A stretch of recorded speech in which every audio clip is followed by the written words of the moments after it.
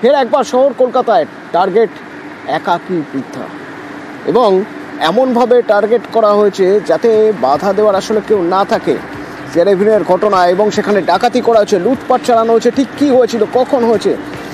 আমার সঙ্গে রৌনক রয়েছেন, সরাসরি একবার রৌনকের সঙ্গে কথা বলবো। রৌনক, ঠিক কখনকার ঘটনা, পাড়া প্রতিবেশী কে কি বলছেন একটু জানতে চাইবো।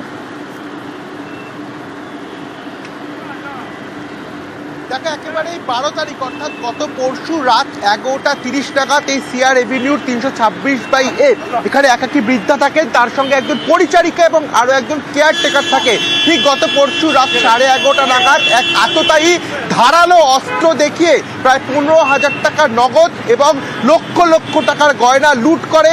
এবং গত পরশু ঘটনা ঘটে, গতকালই এই অভিযোগ করা হয় বটতলা থানায়, এবং এখন ইতিমধ্যে তোমায় দেখাবো বটতলা থানার পুলিশ ভেতরে রয়েছে ঘটনাস্থলে।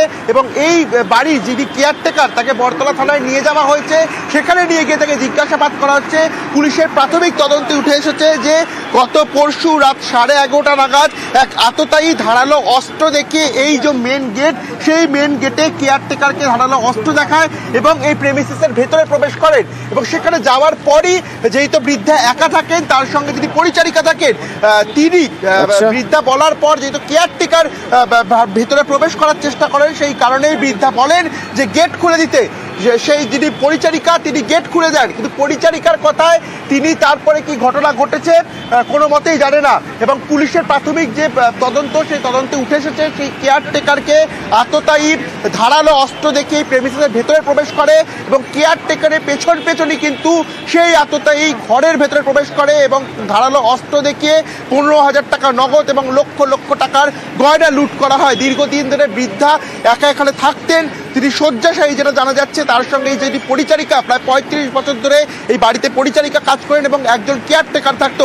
গত পরশুর এই ঘটনা, একেবারে সিআর এভিনিউ রাস্তার ওপরে এই বাড়ি, এই ঘটনা কিন্তু ইতিমধ্যে চাঞ্চল্য ছড়িয়েছে গোটা এলাকায়। বটতলা থানার পুলিশ ইতিমধ্যে ঘটনাস্থলে এসেছেন এবং যিনি কেয়ারটেকার তাকে বটতলা থানায় নিয়ে যাওয়া হয়েছে, জিজ্ঞাসাবাদ করা হচ্ছে ঠিক গত পরশুদিন কি ঘটনা ঘটেছিল, এর পেছনে কারা কারা জড়িয়ে থাকতে পারে এবং এটা পুরোপুরি কোনো পরিকল্পনা করে কি করা হয়েছে। কারণ যেরকম ভাবে কেয়ারটেকার যা বলছে, তার বয়ানে যা উঠে আসছে যে তাকে ধারালো অস্ত্র দেখিয়ে প্রথমে এই গেটের ভেতরে অর্থাৎ বাড়ির যে প্রেমিসিস সেখানে প্রবেশ করা হয়, তারপরে কেয়ারটেকার ওপরে উঠতে চান এবং সেই তার পেছনই আততায়ী উঠে যায় এবং ধারালো অস্ত্র দেখে এই যে লক্ষ লক্ষ টাকা লুটপাট করা হয়। সেখানে পুলিশের কিন্তু একটা সন্দেহ জাগছে যে পুরোপুরি পরিকল্পনা মাফিকই এই ঘটনা হয়েছে কিনা। ইতিমধ্যে কেয়ারটেকারকে বটতলা থানায় নিয়ে গিয়ে পুলিশ জিজ্ঞাসাবাদ করছে এবং এই বাড়ির ভেতরে অর্থাৎ ঘটনাস্থলে